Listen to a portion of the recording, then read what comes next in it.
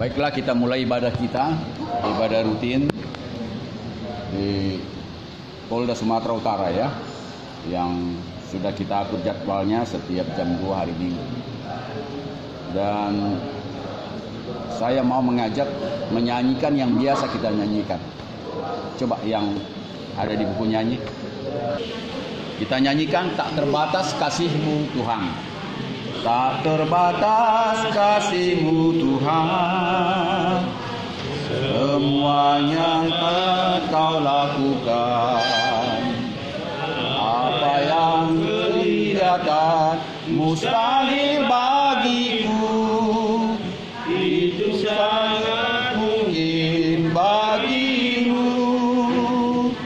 Di saat ku tak berdaya, kuasa-Mu yang sempurna. Ketika ku berdaya, mujizat itu nyata, bukan karena kekuatan, namun Roh-Mu ya Tuhan. Ketika ku berdoa, mujizat itu nyata. Jadi ada kata percaya dan ada kata berdoa ya. Jadi percaya dulu baru berdoa. Kita nyanyikan dengan sikap berdoa. Tak terbatas kuasa-Mu Tuhan, semua yang Kau lakukan. Apa yang kelihatan mustahil bagiku, itu sangat mungkin bagimu. Di saat ku tak berdaya, kuasa-Mu yang sempurna. Ketika ku percaya, mujizat itu nyata, bukan karena kekuatan, namun Roh-Mu ya Tuhan. Selama ku berdoa, mujizat itu nyata. Kita ulangi. Tak terbatas kuasa-Mu Tuhan, semuanya Kau lakukan. Apa yang kelihatan mustahil bagiku, itu sangat mungkin bagimu. Di saat ku tak berdaya, kuasa-Mu yang sempurna. Ketika ku percaya, mujizat itu nyata, bukan karena kekuatan, namun Roh-Mu ya Tuhan. Ketika ku berdoa, mujizat itu nyata.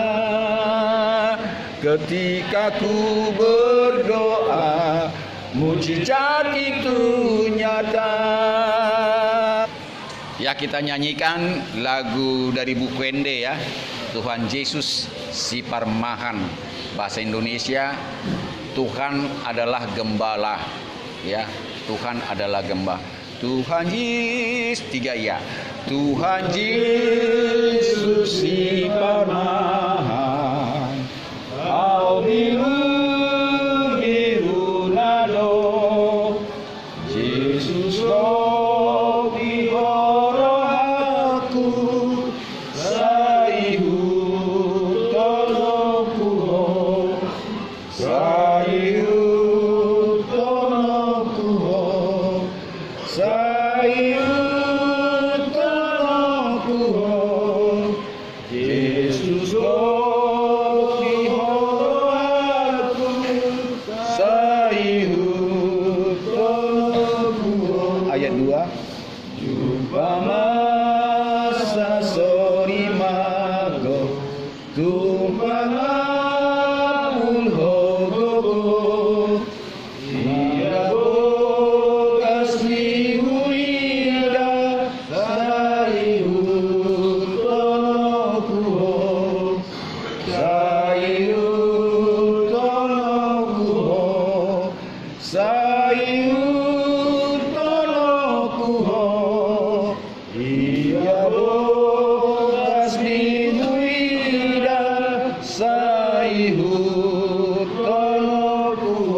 Ada ayat lagi. Rukuna usuruanu ayatan somagopo yuniho gugud manogu goreti manopoto taima sude tuho taima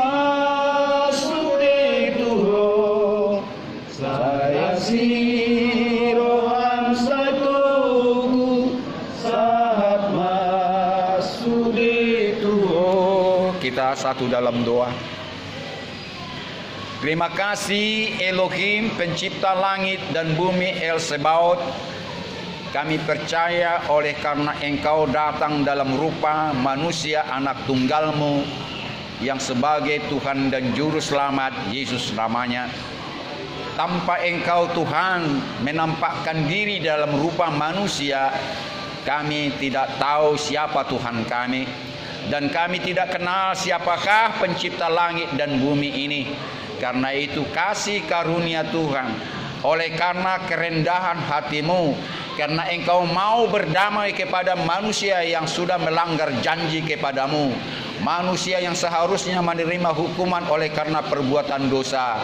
Engkaulah layak kami puji, kami sembah, kami muliakan, dan layaklah Engkau Tuhan dan Juru Selamat kami. Tuhan, Engkau adalah gembala yang baik, gembala yang tidak pernah meninggalkan domba-dombanya. Jika kami Tuhan domba-domba-Mu ya Tuhan yang Engkau kasih dan cintai, peliharalah kami sebagai domba dari kawanan domba-Mu Tuhan. Ajar kami Tuhan mengenal akan firman-Mu, dan mampukan kami Tuhan melaksanakan firman-Mu, agar kami Tuhan layak mengikut Engkau, agar kami layak Tuhan menjadi domba yang setia sampai ajal kami tiba. Terima kasih dalam tahanan penjara Polda Sumatera Utara ini Tuhan, kami mengaku dosa dan pelanggaran kami. Kami mengaku segala pelanggaran kami oleh karena undang-undang kita, undang-undang hukum pidana. Tuhan, jikapun ada pembelaan kepada kami, jikapun kami tidak bersalah Tuhan, Engkau sendirilah yang menjadi hakim kami di atas segala hakim. Tuhan Yesus, Engkau Maha Pengasih, Engkau Maha Pengampun dalam segala hal dosa dan pelanggaran kami. Tuhan, saat ini kami mau beribadah kepada-Mu, ibadah yang kiranya Engkau berkati oleh karena Engkau layakkan kami Tuhan berbicara, berdoa, menyanyi, bahkan segala sujud dan sembah kami. Sempurnakanlah hingga layak untuk kemuliaan dan hormat bagi nama-Mu Tuhan. Persiapkan jiwa dan batin kami, persiapkan ruangan ini. Janganlah kiranya roh-roh jahat, roh iblis, roh setan Tuhan menghinggapi dalam alam pikiran kami, dalam hati kami, jiwa dan batin kami. Biarlah roh kami Engkau tuntun Tuhan bersama Roh Kudus yang ada di hati kami masing-masing, yang bernaung di tempat ini. Kami berdoa semua Tuhan tahanan dalam sel ini tanpa terkecuali, lawatlah mereka Tuhan sama seperti kami. Berkati mereka, teguhkan dan kuatkan imannya Tuhan dalam menghadapi perkara ini. Biarlah Engkau jauhkan sakit penyakit, biarlah Engkau jauhkan bimbang, ragu dan cemas dan ketakutan menghadapi tuntutan hukum kepada mereka semua yang ada di sini. Kalau Tuhan mau memberkati kami di sini, berkati juga saudara kami yang jauh daripada kami, dimanapun mereka berada. Berkati dari Kapolda sampai polisi yang terendah sekalipun. Biarlah Engkau juga memberkati mereka saat ini. Terpuji dan termuliakanlah nama-Mu Tuhan. Sertailah kami dalam ibadah kami saat ini. Dalam nama Bapa, Anak dan Roh Kudus. Haleluya. Amin. Amin. Saya sekali lagi menyapa saudara Shalom. Shalom artinya Tuhan memberkatimu, dan jikalau saudara membalasnya Shalom juga, Tuhan juga memberkati saya. Amin. Amin. Jadi dua lagu tadi kalau kita renungkan ini juga jadi khotbah sama kita. Lagu pertama apa tadi? Tak terbatas kuasa-Mu Tuhan, semua dapat Engkau lakukan. Ya, apa dikatakan Injil, apa yang dikatakan kitab suci, segala perkara ada dalam tangan Tuhan. Ya, Tuhan kita Yesus Kristus yang adalah juru selamat kita sudah diberikan kuasa di sorga dan di bumi. Sudah diberikan. Tolong baca dalam Mazmur 103. Tahtanya di surga. Tuhan telah menegakkan tahtanya di sorga. Dan kerajaannya berkuasa atas segala sesuatu. Dan kerajaannya berkuasa atas segala sesuatu. Cukup. Ya, sekali lagi kita katakan.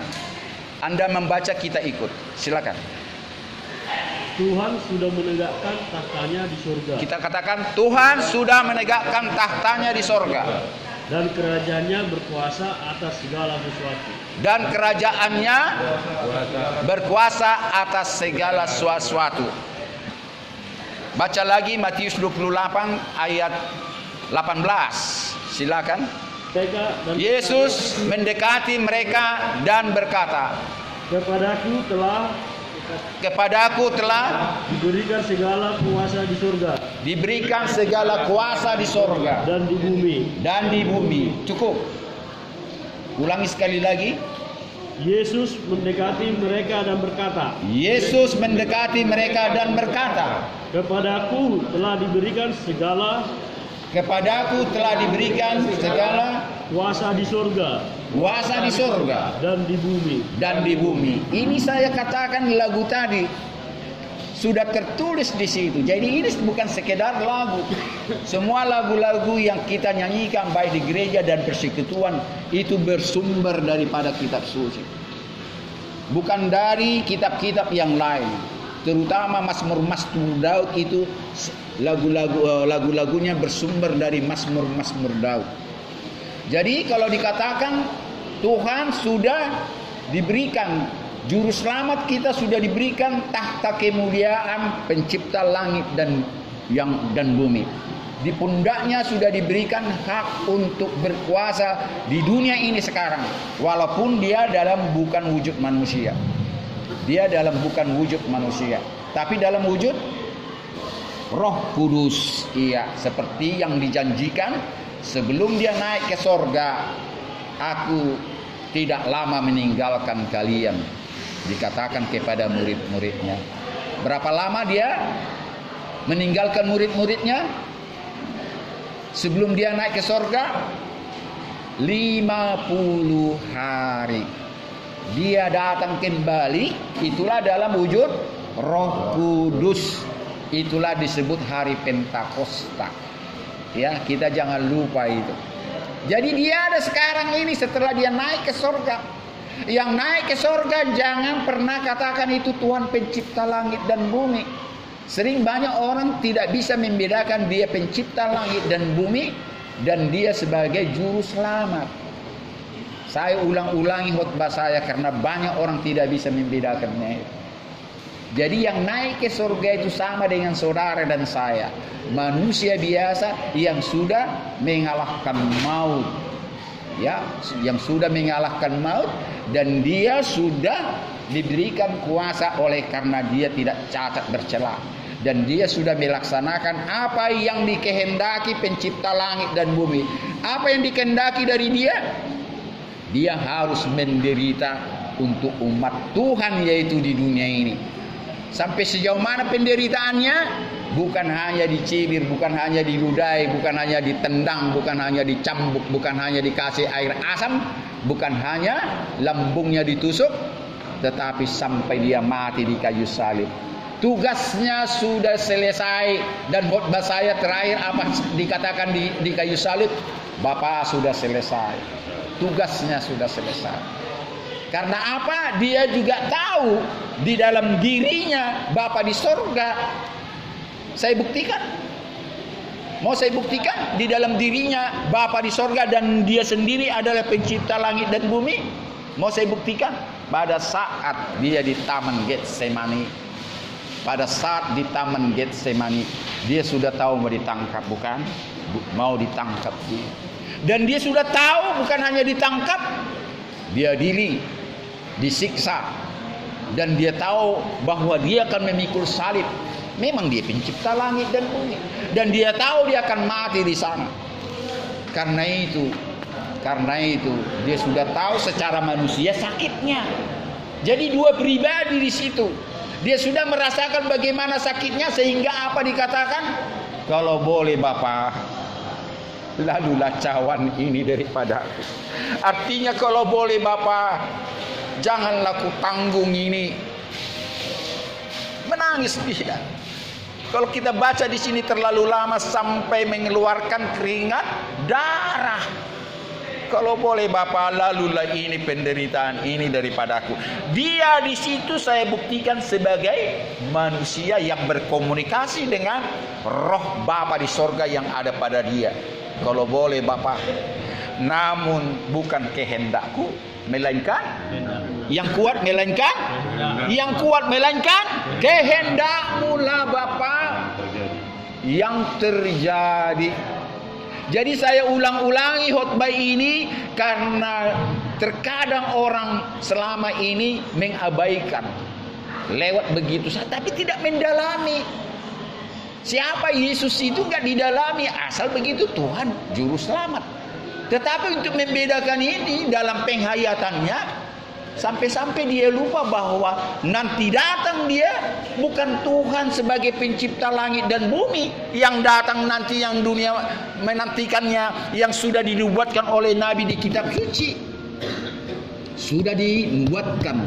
Jangankan soal kelahirannya, jauh ratusan tahun sudah dinubuatkan. Bahkan matinya, naik ke surga, mau datang lagi sudah tertulis. Amin. Amin. Tepuk tangan dulu buat Tuhan kita. Itu luar biasanya bahwa nubuatan para nabi yang berasal dari perkataan Tuhan itu sendiri. Jadi kenapa nabi atau manusia bisa bernubuat? Yaitu karena Tuhan berbicara kepada nabi itu, kepada orang itu. Jadi bukan semata-mata oleh karena ramalan-ramalan seperti banyak manusia ahli-ahli ramal. Nabi bukanlah peramal, tidak, tetapi suara Tuhan yang datang kepadanya, itulah yang disampaikan kepada umatnya pada saat itu, dan itu juga lah yang ditulis dalam kitab suci. Amin. Dan inilah mau saya jelaskan kepadamu saudaraku, tak terbatas kuasanya, yaitu kuasa pencipta langit dan bumi yang sering saya katakan selalu, Yesaya 53, jangan pernah saudara lupakan. Ingat Yesaya 53. Di sini kumpulan bagaimana sebelum dia lahir sampai kita mengetahui siapa dia itu. Banyak orang melupakan ini, sekedar dibaca. Tetapi di penjara ini ingatkanlah selalu Yesaya 53. Ini nubuatan tentang dia yang jelas di situ siapa dia. Dan saudara nanti membaca jangan pernah lupa Wahyu Yohanes. Ya, Wahyu Yohanes itu ya sudah naik Yesus ke sorga, dibuatlah ya wahyu itu. Yohanes hidup dalam zamannya Yesus. Ya, jangan lupa kita bedakan zamannya nabi-nabi yaitu zaman perjanjian lama. Setelah zamannya Yesus, bahkan Yesus sudah naik ke sorga, wahyu ini diturunkan yaitu sekitar tahun 90. Saudara tahu tahun berapa Yesus naik ke sorga? Sekitar tahun berapa? Tahun 33 setelah Masehi. Tahun 33. Ini wahyu ditulis tahun 90. Jadi kurang lebih berapa? 57 tahun. Berapa itu? Tahun 33 berapa itu? Berapa tahun kemudian? 57 tahun kemudian lahirlah wahyu ini ditulis. Itulah tentang kedatangan dia juga dijelaskan nanti di sini. Itulah nubuatan Yohanes.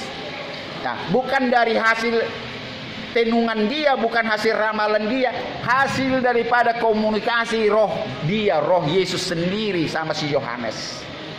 Ya, dan Yesus sendiri berbicara kepada dia melalui rohnya bahwa akan datang nanti dia untuk menghakimi orang yang hidup dan yang mati.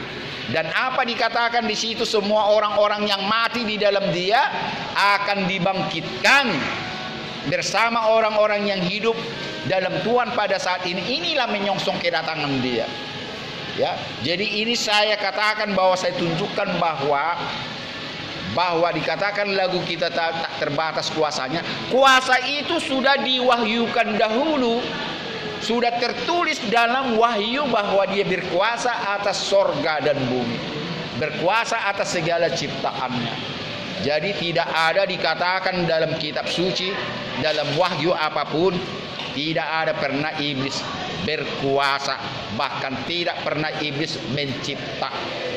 Ini sering saya katakan, jangan sampai saudara percaya dengan omongan dia, sekalipun dia menjanjikan janji-janji yang manis untuk saudara diberikan sebagai laki-laki gentleman, sebagai laki-laki yang bisa memiliki ratusan istri, yang bisa mempunyai kekayaan, termasuk perempuan yang bisa memberikan kecantikan, yaitu susuk-susuk, ya kan? Sering itu pakai susuk-susuk.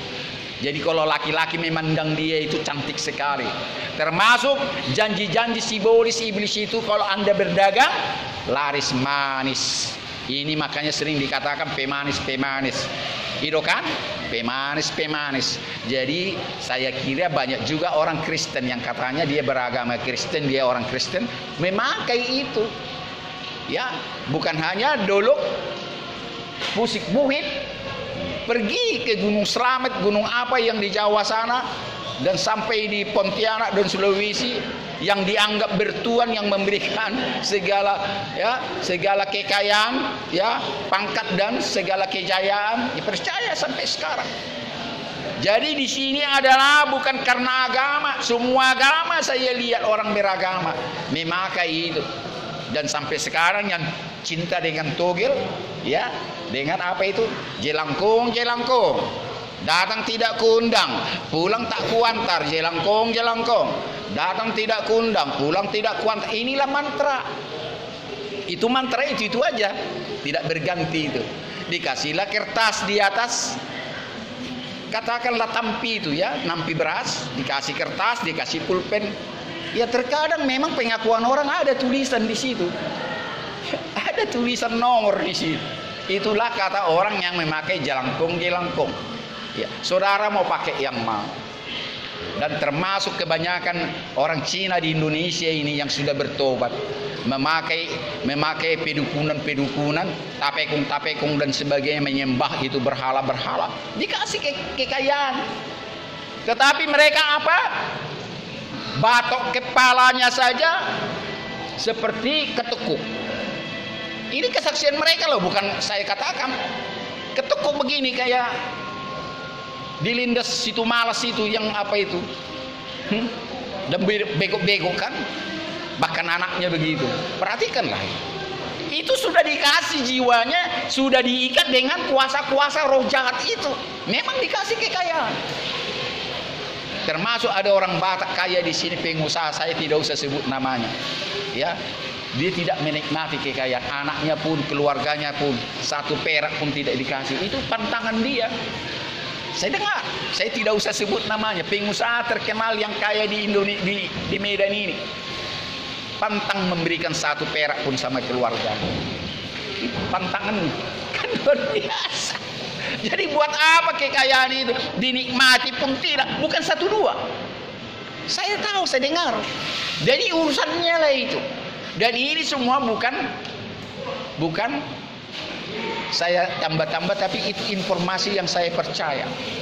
Dan melalui orang-orang Cina yang sudah tobat, kebanyakan orang Cina yang menjadi penginjil sekarang diakui. Seperti saya mengakui borok-borok saya, banyak Cina yang mengakui, waktu saya memakai ini, muka saya ketekuk, anak-anak saya mukanya ketekuk begini, gaping kayak gini.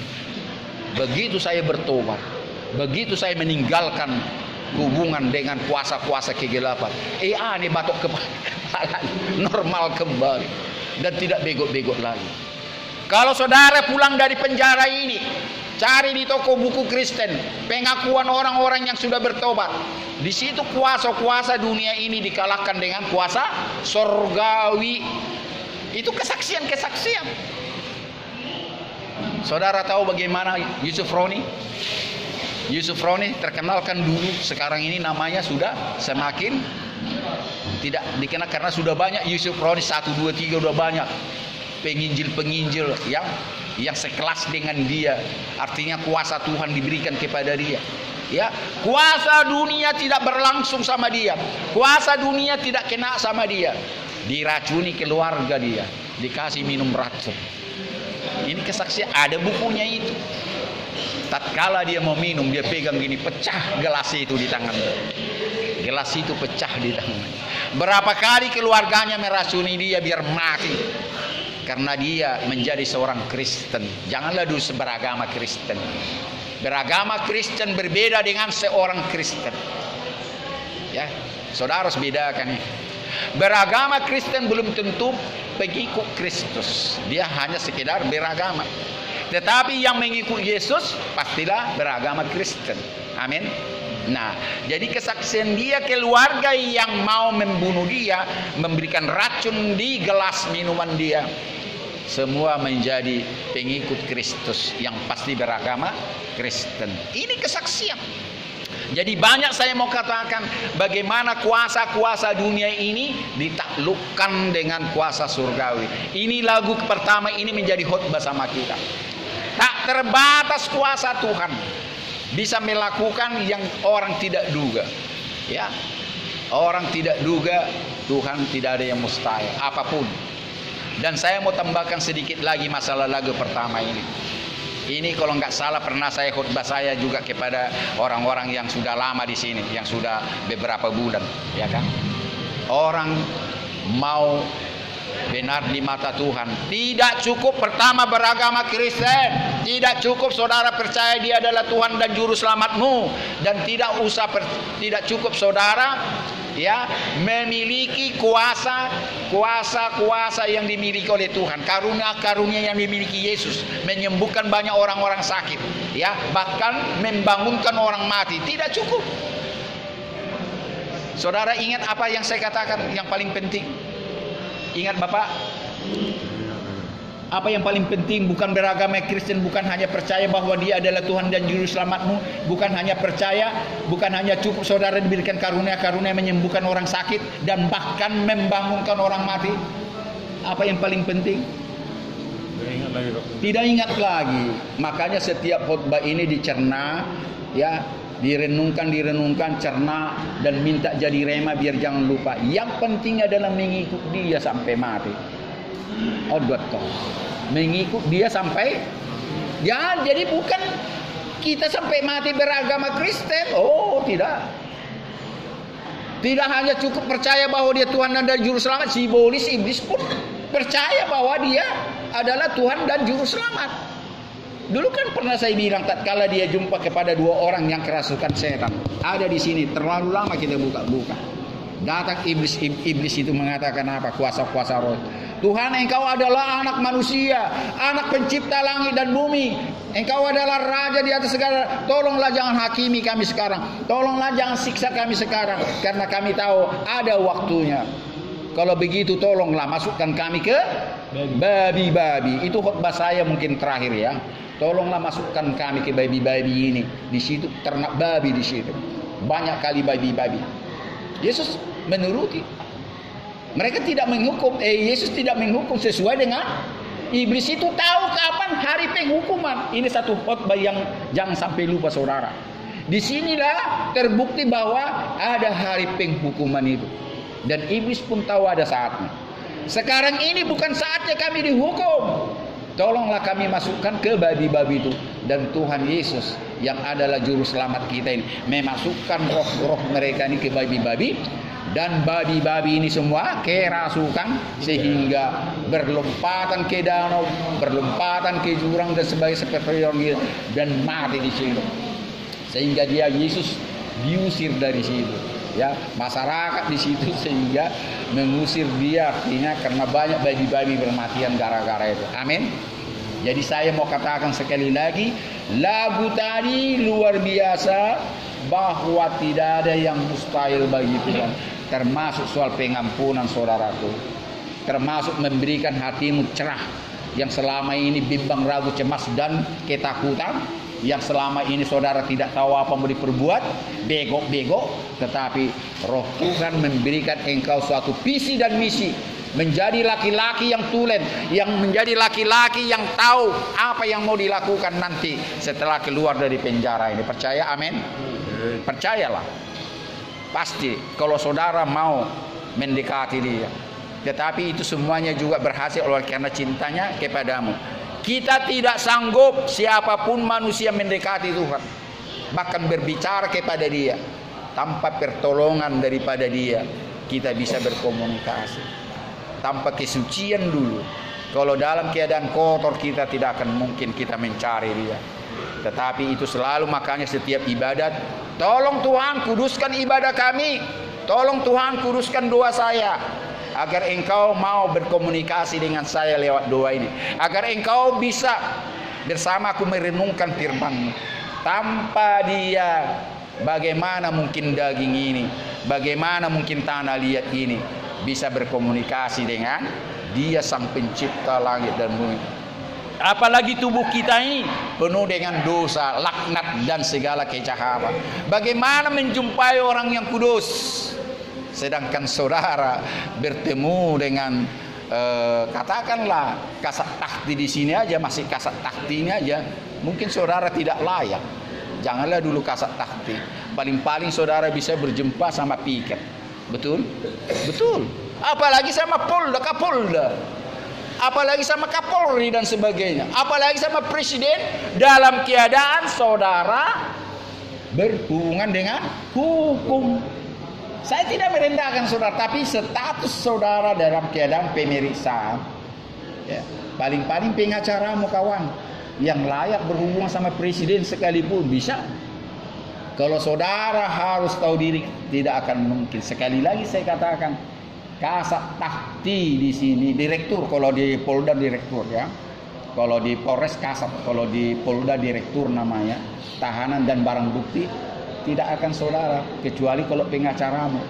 Jadi saya mau katakan sekali lagi, kenapa saya sampaikan demikian, bahwa dunia segala makhluk tidak akan layak bisa menghampiri atau berkomunikasi dengan dia, karena sang pencipta itulah yang melayakkan segala makhluk termasuk manusia bisa berkomunikasi dengan baik. Amin. Itu lagu pertama. Lagu yang kedua, saya mau khotbah ini dari lagu tadi. Tuhan Yesus si Parmaha, biru nado. Ini kalau di bahasa Indonesianya, Tuhan adalah gembalaku, aku adalah dombanya. Ya, nanti buka ya dalam Mazmur 23. Ayo, ya ini yang kedua. Tuhan gembalaku yang baik, Mazmur Daud. Tuhan gembalaku yang baik, itu judulnya. Tuhan adalah gembalaku. Tuhan adalah gembalaku. Takkan kekurangan aku. Takkan kekurangan aku. Ia membaringkan aku di padang yang berumput hijau. Ia membaringkan aku di padang yang berumput hijau. Ia membimbing aku ke air yang tenang. Ia membimbing aku ke air yang tenang. Ia menyegarkan jiwaku. Ia menyegarkan jiwaku. Ia menuntun aku di jalan yang benar. Ia menuntun aku ke jalan yang benar. Oleh karena namanya. Oleh karena namanya. Sekalipun aku berjalan dalam lembah kelelaman. Sekalipun aku berjalan dalam lembah kekelaman. Aku tidak takut bahaya. Aku tidak takut bahaya. Sebab engkau bersertaku. Sebab engkau besertaku. Gadamu dan tongkatmu itulah yang menghibur aku. Gadamu dan tongkatmu itulah yang menghibur aku. Engkau menyediakan hidangan bagiku. Engkau menyediakan hidangan bagiku. Di hadapan lawanku. Di hadapan lawanku. Engkau mengurapi kepalaku. Engkau mengurapi kepalaku. Dengan minyak. Dengan minyak. Pialaku penuh melimpah. Pialaku penuh melimpah.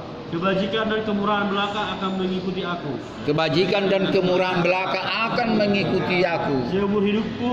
Seumur hidupku. Dan aku akan diam dalam rumah Tuhan sepanjang masa. Dan aku akan diam di rumah Tuhan sepanjang masa. Ini banyak kali orang senang ayat ini, tetapi tidak bisa melekat. Ya, ayat ini tidak bisa melekat. Tunggu dibaca. Yang saya tahu, kalau orang suka dengan ayat itu, tanpa dibaca pun sudah bisa keluar. 6 ayat saja itu. Ada dulu calon doktor teologi ya, waktu itu saya dosen tamu, beliau ini paling suka perikop ini, Tuhan Gembala yang baik. Tapi cuma satu ayat. Dalam bahasa Batak pula itu, bahasa Indonesia dia nggak bisa. Jadi saya tanyakan kepada dia, kenapa cukup satu ayat aja? Jehovah si parmanau dak tagamon hahuranganau, katanya dalam bahasa Batak. Cukup itu aja Pak. Itu aja pun saya sudah suka kali. Kenapa nggak lanjut sampai ayat 6 ayat? Saya bilang. Kenapa cuma itu aja? Ya begitulah. Itu hata haluaun saya katanya. Rupanya pendeta dulu waktu dia siri dikasih hanya satu ayat, yaitu Tuhan adalah gembalaku yang baik, takkan kekurangan aku, dalam bahasa Indonesia. Dan dalam bahasa Batak saya ulang, Jehovah si parmanau dak tagaun hakurangan au. Cobalah dulu saudaraku, Pak pendetanya memberikan 6 ayat. Terkadang memang saya mengatakan, kok pendeta cuma satu ayat. Kalau saya memberikan kepada orang satu perikop, ya. Kalau 6 ayat ini dilanjutkan bisa didengungkan, kan lengkap. Kalau hanya itu sajanya kurang lengkap. Sampai ayat yang ke-6, saudara ingat tadi, dan aku akan diam di rumah Tuhan sepanjang masa. Ini kan penting kali ini. Bukan hanya Tuhan memberikan kita tidak pernah kekurangan, tetapi ayat 6, dan aku akan diam di rumah Tuhan sepanjang masa. Ini kenapa diputus ayat ini? Dan ayat 2, 3, 4, 5 juga sangat penting. Ya, 6 ayat itu. Ya, terutama aku tidak akan pernah kekurangan. Dan terutama aku tidak akan pernah takut bahaya lagi sekalipun aku menjalani lembah kekilaman, karena Tuhan besertaku. Itu penting juga. Dan ada ayat yang kita baca tadi, engkau memberikan aku makanan bahkan di hadapan lawan-lawanku, dan tidak pernah ini kan penting juga. Dan satu hal lagi yang kita dengar tadi, kebajikan dan kemurahan belaka akan mengikutiku seumur hidupku. Artinya karena piala kita selalu penuh dikasih Tuhan. Ya, bayangkan piala itu penuh, bayangkan beras itu penuh sampai ini, seperti tepung yang dimiliki janda di Sarfat itu. Janda di Sarfat waktu melayani Elia waktu itu, yang kata Elia begini, berikanlah aku makan dulu dari sisa terakhir makananmu. Ya, karena Elia mengatakan, engkau adalah seorang nabi, aku akan memberikan engkau makanan terakhir sebelum dia mati. Dan tepung-tepungnya itu yang dalam dalam bakulnya itu sampai bertumpahan dan tidak pernah habis. Dan bayangkanlah Raja Daud mengatakan, karena Tuhan adalah gembalaku dan tak pernah kekurangan aku, sampai lumbung-lumbungnya dan pialanya itu berlimpahan. Dan sanggup dia mengatakan kepada manusia, kebajikan dan kemurahan belaka akan mengikutiku seumur hidupku. Artinya dia mampu memberikan berkat juga kepada banyak orang lain, karena Tuhan berlimpah-limpah dikasih sama Raja Daud. Jadi semua ayat 1 sampai 6 ini sangat penting, jangan diputus. Kalau pendetanya kasih satu ayat, semua ingat ini semuanya. Jangan dihafal firman Tuhan. Minta Tuhan, firman ini, nubuatan ini, engkau bikin ini menjadi rema yang baik kepadaku. Jadi saya lanjutkan ayat ini. Lagu kita yang kedua ini yang merupakan khotbah kita saat ini. Tuhan Yesus si parmahan au biru nado, ya. Kalau memang kita ingat bagaimana dikatakan Yesus tentang perumpamaan 100 domba yang satu ekor hilang. Ada 100 kawanan dombanya, 1 ekor hilang dari kawanan 100 ini. Gembala itu gelisah. Sekalipun 1 ekor yang 99 itu ada dalam kandang, gembala itu mencari domba yang sesat.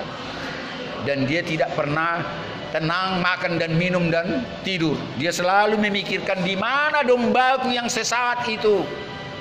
Dan dalam cerita ini suatu kisah, ini cerita dari Yesus sendiri. Setelah dia menemukan domba yang sesat 1 ekor itu, gembala itu bersukaria. melebihi dia bersukaria sebelum domba itu hilang. Saya ulangi sekali lagi, melebihi sukacitanya sebelum domba yang 1 ekor itu hilang. Ya, luar biasa, karena gembala itu berusaha mencari dan menemukan gembala walaupun 1 ekor. Dia harus mencari. Inilah gembala yang baik. Dan Yesus menggambarkan bahwa dialah yang dimaksud itu gembala yang baik. Sekalipun saudara 1 ekor, 1 orang, bukan 1 ekor, 1 orang, Tuhan mencarimu kawan. Amin. Walaupun saudara di sini 1 orang, Tuhan mencarimu. Demikian pernah saya ke Sibolga. Bayangkan saya dari Medan ke Sibolga. Di penjaranya 1 orang. Datang Kapolresnya, Kapolresnya, Pak pendeta 1 orang di sini. Silakan Pak, saya ladeni, saya bilang. 1 orang saya ladeni. Bayangkan dari Medan ke Sibolga. Karena dia 1 orang, saya ingatlah perimpamaan itu. Menangis dia Pak. Menangis betul. Tadi saya ada komunikasi sama Pak Kapolres dan Kasat Takti, udah pensiun Pak Sihombing. Wakapolresnya Pak Sihombing sudah pensiun. Pak pendeta cuma 1 orang. Enggak. Saya cari, kebetulan dia Kristen. Saya ingatkan bagaimana seorang gembala yang mencari 1 ekor domba yang hilang dari 100 dombanya. Saya kan tetap ke sana Pak, saya bilang. Saya tetap ke sana. Saya lakukan seperti ini, ibadah ini. Walaupun 1 orang kalau jiwanya tertangkap dan jiwanya betul-betul diserahkan kepada Tuhan, lebih bagus itu daripada 100 orang saya layani tidak tertangkap, tidak bertobat, daripada 1 orang saya layani tapi bertobat. Amin. Tepuk tangan dulu buat Tuhan. Itulah di Sibolga sampai dia menangis, saya layani 1 orang. Ya, tapi itulah kata Tuhan. Kita menjadi pelaku firman. Kita hamba-hamba Tuhan. Jangan sekali-kali mencari jemaat yang banyak. Jangan sekali-kali mencari gereja yang mewah. Jangan sekali-kali mencari orang-orang kaya, orang-orang berpangkat. Kita harus cari justru orang-orang susah. Sekalipun orang susah itu 1, 2, 3 orang. Termasuk di bawah di bawah kolong jembatan dan sebagainya, dan penjara-penjara. Jadi berbahagialah saudara, saya mengunjungi saudara di sini 5 orang, bukan terkadang sampai ratusan orang, 5 orang bahkan kurang dari 5 orang pun saya cari sampai di luar kota. Amin. Jadi saya ulangi khotbah kita tentang bahwa Tuhan berkuasa di bumi ini dengan tidak mungkin mustahil. Sekalipun di mata manusia mustahil orang melakukan itu, tapi di mata Tuhan tidak ada yang mustahil. Yang kedua, saya ulangi lagi dari lagu kita itu, Tuhan Yesus si Parmam, Tuhan itu adalah gembala yang baik. Bahwa percayalah, seberat apapun, sekotor apapun dosamu kawan dan tiadamu, Dia tetap memandangmu adalah ciptaannya. Dia tetap memandangmu adalah mutiara-mutiara yang masih mungkin dibersihkan. Emas-emas yang masih di mata Tuhan itu dibersihkan karat-karatnya. Jika saudara mau, Tuhan akan membersihkanmu, Tuhan akan memprosesmu, Tuhan akan menciptakanmu, Tuhan akan membentukmu, Tuhan akan mengukirmu dengan bahasa apapun namanya. Saudara dibentuk kepada orang yang nantinya mewarisi kerajaan sorga, kepada orang yang nantinya menyongsong Dia di awan-awan. Ini sering saya katakan karena mungkin saudara tidak pernah dengan khotbah itu. Orang-orang yang mati di dalam Tuhanlah, saya ulangi sekali lagi, seringkali saya ulang-ulangi. Orang-orang yang mati di dalam Tuhanlah yang menyongsong Dia nanti bersama malaikat di sorga, bersama orang-orang yang hidup di dalam Tuhan pada saat itu. Artinya orang yang hidup dalam Tuhan, orang-orang yang sudah diselesaikan dosanya. Itu artinya orang-orang yang hidup di dalam Tuhan. Kalau saudara punya kerinduan, lakukan pertobatan. Lakukan pertobatan. Kalau Jack Marpaung, sering saya ulang-ulangi Jack Marpaung, abang saya itu yang baik itu, bisa bertobat di penjara. Kenapa saudara tidak? Bahkan sering saya ulang-ulangi juga khutbah saya. Kalau saudara bertobat, kalau saudara menjadi pengkhotbah, telinga orang kurang panjang mendengar khutbah, karena saudara sudah pengalaman. Saya tidak pengalaman di penjara, paling hanya 2 kali ditahan polsek, keluar besoknya. Ya, tapi saudara sudah berhari-hari, ya, bahkan ada dulu di sini sampai hampir 1 tahun oleh karena COVID. Hampir 1 tahun di sini, bolak-balik saya jumpa di sini. Jadi saya sekali lagi saya katakan, saya tutup khutbah ini dengan perkataan, jangan tunggu waktumu untuk bertobat. Ya, carilah dahulu kerajaan sorga, kerajaan Tuhan Elohim, baru segala sesuatu yang kau inginkan di dunia ini akan diberikan kepadamu.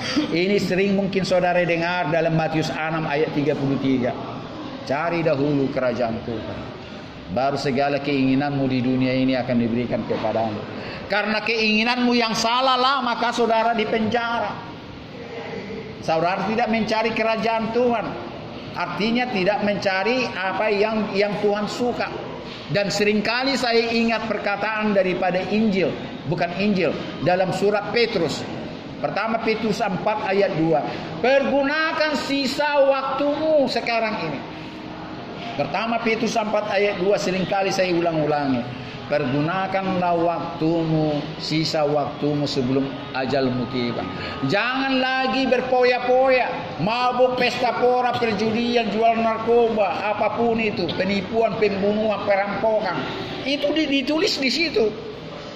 Sudahlah yang lewat-lewat itu tinggalkanlah. Sekarang pergunakan waktumu, sisa waktumu untuk kemuliaan Tuhan. Jadi ini saya hubungkan, cari dahulu kerajaan Elohim Bapa di sorga, baru segala keinginanmu di dunia ini, percayalah akan diberikan.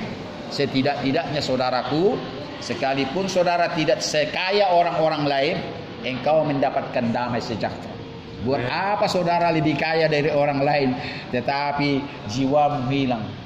Ya, tidak damai sejahtera. Banyak orang-orang kaya tidak tahu menikmati sukacita damai sejahtera. Tetap terminum, terus 24 jam terminum, padahal hartanya banyak. Lebih bagus hartamu di dunia ini tidak sebegitu banyak, tapi penuh dengan sukacita damai sejahtera, wajahmu bersinar-sinar. Jadi itulah yang mau saya katakan kepadamu, khotbah saya dari lagu itu saja. Tuhan memberkati engkau dari sekarang sampai selama-lamanya, sampai minggu depan. Kita berdoa. Bapa yang baik, bersama roh Tuhan, kami mau akhiri ibadah ini dengan sukacita damai sejahtera yang daripadamu. Biarlah Tuhan, engkau sempurnakan ibadah kami, doa kami, lagu-lagu kami, pujian kami, penyembahan kami, bahkan perenungan akan firman-Mu.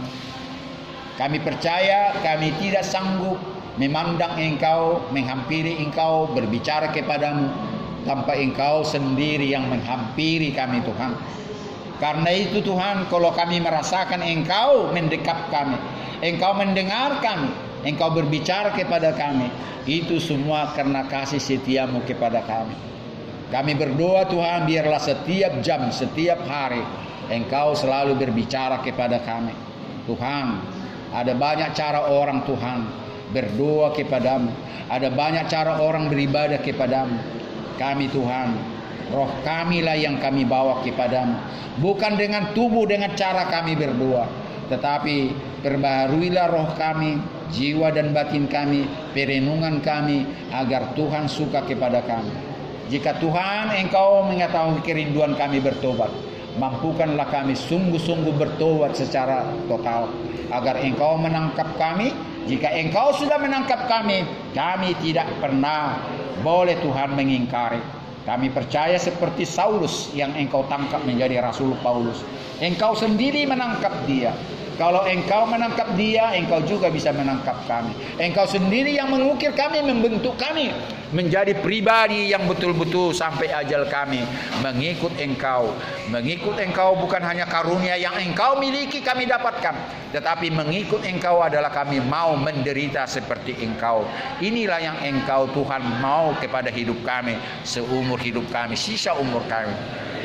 Karena itu Tuhan, mampukanlah kami menderita di dunia ini tanpa Engkau memampukan kami. Oleh karena kebenaran kami tidak layak Tuhan, dan kami tidak mampu melakukan penderitaan yang Engkau alami tatkala Engkau sebagai manusia. Terima kasih Bapa, terima kasih jika ada dosa kami dalam doa kami saat ini Tuhan yang belum terselesaikan. Mampukanlah kami berdoa di dalam hati kami, di dalam pikiran kami, di dalam jiwa kami dan batin kami, agar dosa dan pelanggaran kami yang kami perbuat hari kemarin, hari ini, mungkin juga hari besok, agar kami boleh selesaikan itu dengan segera. Terima kasih sekali lagi Tuhan. Kami berdoa kepada keluarga kami. Berkati mereka seperti Engkau memberkati kami saat ini.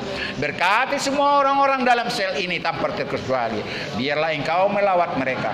Berkati dari Kapolda sampai kepolisian yang terendah di Polda Sumatera ini. Biarlah Engkau menjalankan tugas mereka dengan kasih dan kebenaran, agar jangan mereka mengandalkan kemampuan mereka menjalankan tugas kepolisian ini. Terima kasih Bapa. Sebelum Engkau memberkati kami saat ini, yang memang kami rindu berkat-Mu turun kepada kami. Berkat yang pernah Engkau turunkan kepada Abraham, Ishak dan Yakub. Berkat yang pernah Engkau turunkan kepada Nabi Musa tatkala memimpin bangsa Israel keluar dari tanah Mesir.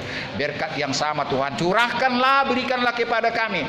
Curahkanlah, berikanlah kepada orang-orang yang kami doakan tanpa terkecuali, agar kami satu sama lain Tuhan terberkati oleh cinta kasih setia-Mu. Sebelum berkat itu tercurah Tuhan, mampukanlah roh kami bersama-sama untuk memanjatkan doa yang pernah diajarkan oleh juru selamat kami Yesus namanya. Bapa kami yang di sorga, dikuduskanlah nama-Mu, datanglah kerajaan-Mu, jadilah kehendak-Mu di bumi seperti di sorga. Berilah kami pada hari ini makanan kami yang secukupnya, dan ampunilah kami akan segala kesalahan kami, seperti kami yang sudah mengampuni orang bersalah kepada kami. Dan janganlah membawa kami ke dalam pencobaan, melainkan lepaskanlah kami daripada yang jahat. Karena Engkau yang punya kerajaan dan kuasa dan kemuliaan sampai selama-lamanya. Amin. Tuhan Elohim pencipta langit dan bumi, memberkati dan menaungi Engkau saat ini juga. Tuhan menyinari Engkau dengan wajah-Nya yang kudus, sambil memberikan kasih karunia yang tidak pernah putus-putusnya. Dan Tuhan Elohim Bapa di sorga juga menghadapkan wajah-Nya yang mulia itu padamu, kepada semua orang yang Engkau doakan saat ini juga, sembari memberikan damai sejahtera yang tidak pernah habis-habisnya, mulai saat ini sampai ajal-Mu tiba. Amin. Bapa terima kasih, Bapa terima kasih, Bapa di dalam surga, ku berterima kasih. Amin. Praise the Lord. Sampai jumpa, Tuhan memberkati. Praise the Lord. Tuhan berkati. Ya, puji Tuhan. Ayo sambil salam-salaman.